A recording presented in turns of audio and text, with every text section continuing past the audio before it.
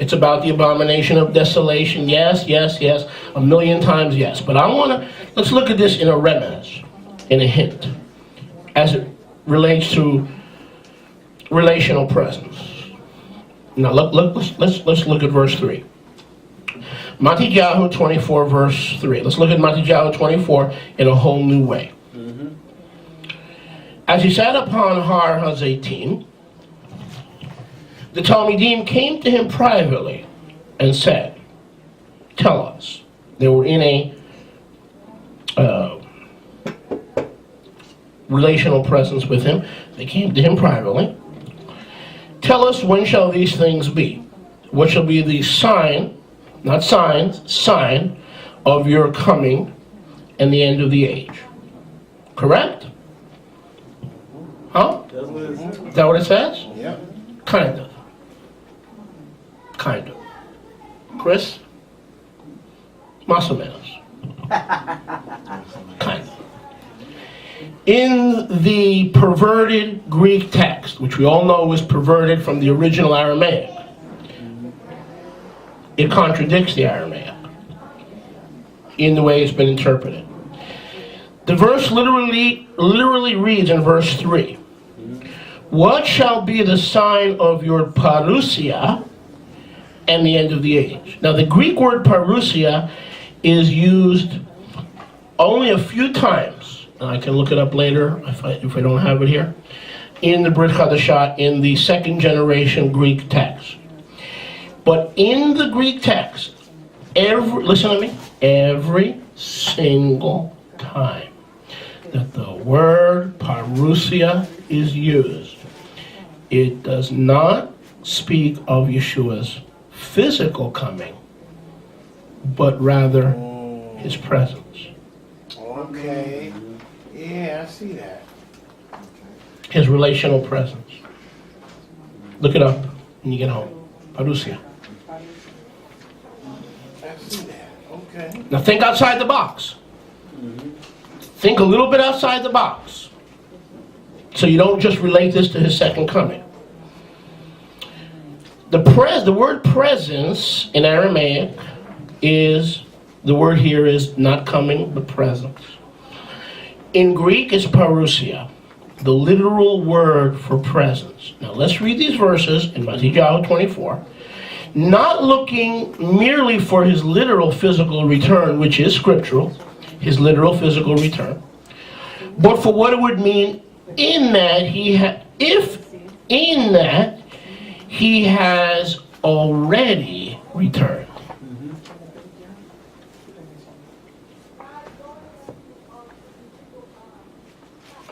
If I said to you, Yeshua has already returned, you would accuse me of twisting scripture, wouldn't you? Now, I'm not saying Yeshua has returned physically. I'm not saying Yeshua has returned physically, Bruno. Exactly. I'm not saying that. You're saying that. Exactly. I'm saying just the opposite. If we use the word in its pashat meaning, both in the Aramaic and in the Greek, parousia, it reads this.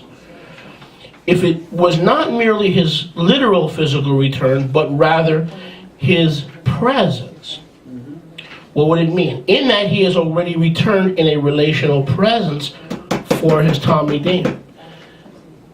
Let's read these verses with a different mindset. He has already returned in relational presence for his Talmidim. What are the signs that he has returned in a relational presence for his Talmidim? What are the signs? The words here can just as easily refer to his relational presence, that he's here right now, to be present with us now as individual born-again believers. In the last days, he is increasing his presence, not in the world. He said that the world cannot receive the Ruach of Emet, but rather among what? His people. Later, he will manifest his presence again at his physical return. His presence is seen in his face. Do you remember me talking about that earlier? His presence is seen in his face. Why? What is the Hebrew word for presence? Close that door. What is the Hebrew word for presence? His face. What shall be the sign of thy coming, your face, your panaim, and the end of this world? How do we know your physical coming is coming?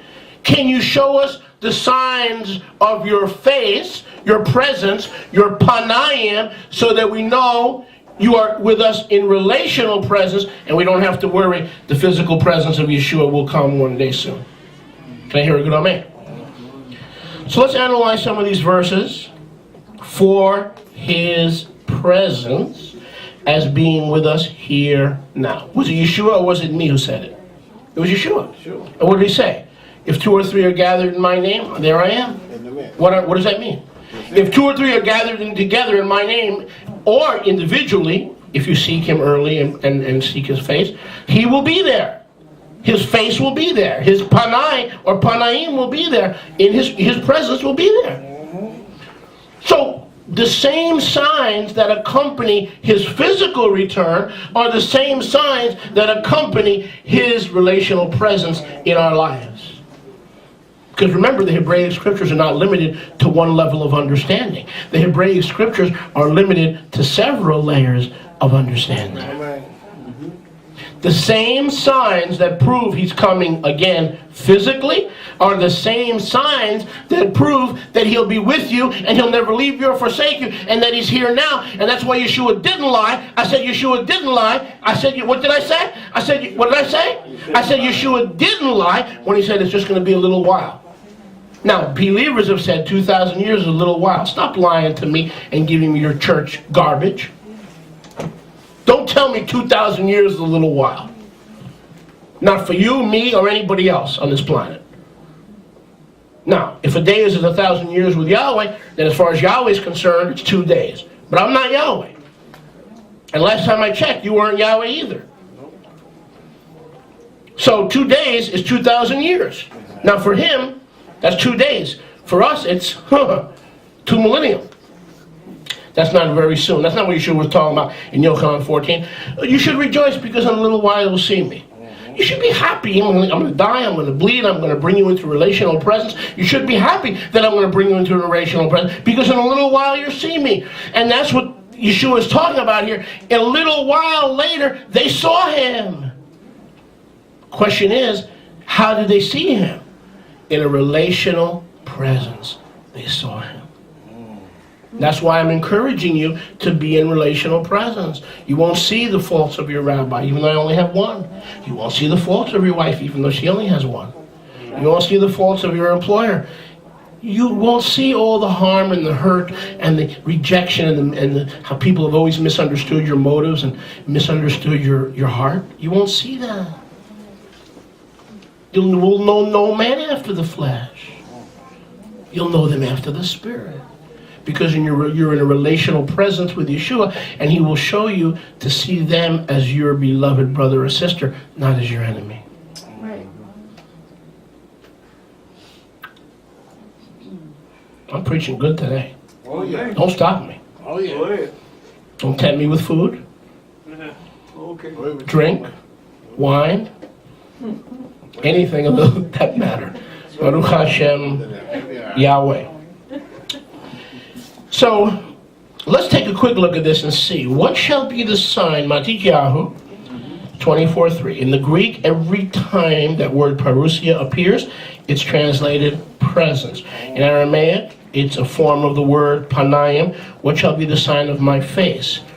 My face. There's a face, and then there is the full coming of Yeshua, the full physical coming of Yeshua. But way before the full physical coming of Yeshua, there is the manifestation of his panayim in a relational presence with his people. Wow.